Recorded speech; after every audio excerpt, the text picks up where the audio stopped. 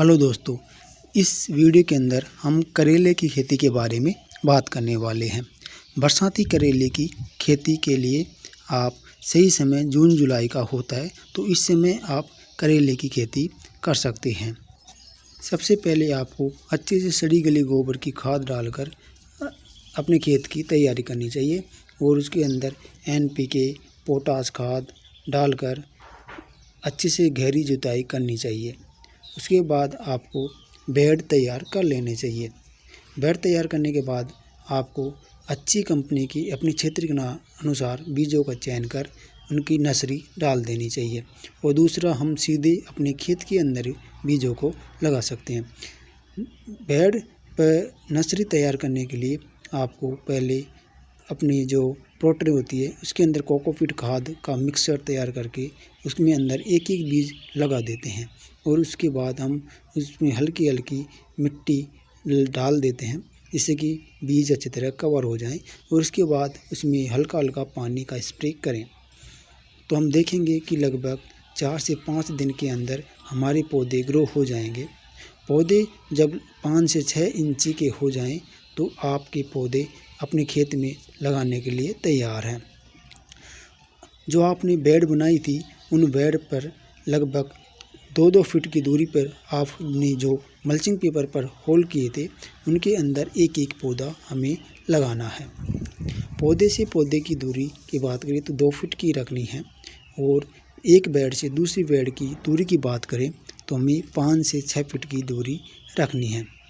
बहुत से किसान भाई ज़मीन पर ही करेले की खेती करते हैं जिससे कि उन्हें बहुत नुकसान देखने को मिलता है।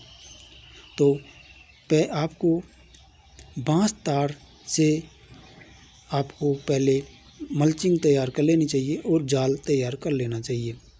जिससे होता यह है कि आप बांस तार पर यदि करेले की खेती करते हैं तो उससे उत्पादन दोगुना होता है और इन पर रोग भी बहुत ही कम देखने को मिलते हैं। सभी फूल बहुत ही स्वस्थ होते हैं, फूल गिरते नहीं हैं, फल अधिक सेट होते हैं। ढूंढने में भी आसानी होती है जिससे कि आप आसानी से करेले को तुड़ाई कर सकते हैं। और दूसरा है कि करेले के अंदर चमक बनी रहती है क्योंकि मिट्टी में जो हम करेले लगाते हैं और कोई मल्चिंग तैयार नहीं करते हैं तो उसके अंदर करेले के फलों के ऊपर मिट्टी लग जाती है।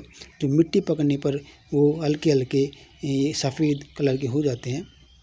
जो भी फल आता है वो मरता नहीं है और जो नीचे फल आते हैं वह अधिकतर मर जाते हैं जिससे कि किसान भाइयों को नुकसान देखने को मिलता है। करेला लगाने पर किसानों को समस्या आती है, अतः किसानों को इंसेक्ट पर ध्यान देना चाहिए। जो छोटे कीड़े होते हैं वो करेले पर आके रस चूसने लगते हैं और रस चूसक दवाइयों का स्प्रे कर हम उन कीटों से छुटकारा पा सकते हैं और बहुत ही अच्छी फसल ले सकते हैं। फंगस से बचाने के लिए हमें अच्छे फंगिसाइड का अपने पौधों के ऊपर हर हफ्ते स्प्रे करना चाहिए जिससे कि बहुत ही अच्छी क्वालिटी के फल हमें देखने को मिले और फंगस की समस्या देखने को नहीं मिले। इमिडाक्लोपीड दवाई जो नॉर्मल दवा है माइट्स, थ्रिप्स, लीफ माइनर में काम आती है। वो 15 ml प्रति हफ्ते हमें इसका स्प्रे एक टंकी के अंदर मिलाकर करना चाहिए।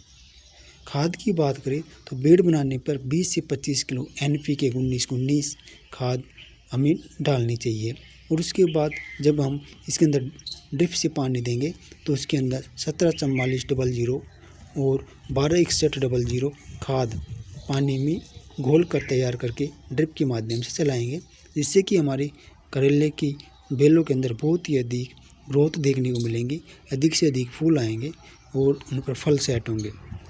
फर्स्ट तुड़ाई की बात करें तो 40 से 42 दिन में तुड़ाई चालू हो जाती है जो बहुत ही अच्छी फसल मानी जाती है। रेट की बात करें तो 20 से 25 रुपये किलो की मार्केट प्राइस ये आपको मिल जाते हैं तो बहुत ही अच्छी इनकम देखने को मिलती है। और यदि आप इस समय करेले की खेती करते हैं तो अधिकतर किसान भाइयों की करेले की खेती इस समय समाप्त होने लगती है और इस समय लगाई हुई करेले की खेती जब आप बरसात के अंदर लेते हैं तो बहुत ही अच्छे मार्केट प्राइस आपको देखने को मिलते हैं। हर साल जैसा कि आपको पता है कि 35-40 रुपये की थोक प्राइस देखने को मिलते हैं, जिससे कि आप बहुत ही अच्छी इनकम कर सकते हैं। मल्चिंग पेपर लगाने से एक फ़ायदा ये भी होता है कि खरपतवार नहीं उगती है, और दूसरा फ़ायदा ये है कि फसल ज़्यादा दिन तक चलती है।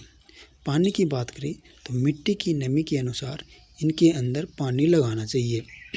यदि वर्षा हो रही है तो आपको अधिक पानी की आवश्यकता नहीं होती है, और यदि ज़्यादा धूप गिर रही है तो आपको, और पौधे स्ट्रेस में हैं, तो आपको पानी ज़रूर लगाना चाहिए।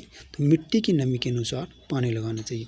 मिट्टी की बात करें तो करेले की खेती सभी प्रकार की मिट्टी के अंदर आसानी से की जा सकती है, लेकिन यह काली मिट्टी के अंदर अधिक पैदावार देखने को मिलती है, क्योंकि इसके अंदर पोषक तत्व अधिक देखने को मिलते हैं, नमी बनी रहती है, जिससे कि आपके पौधे के अंदर अधिक फल लगते हैं।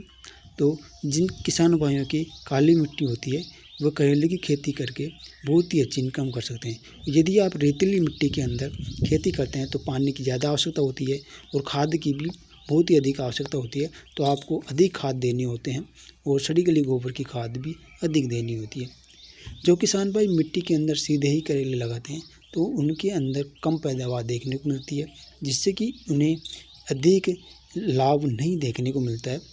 और उसी जगह के अंदर यदि हम मल्चिंग से तैयार करके खेती करते हैं तो अधिक लाभ कमा सकते हैं।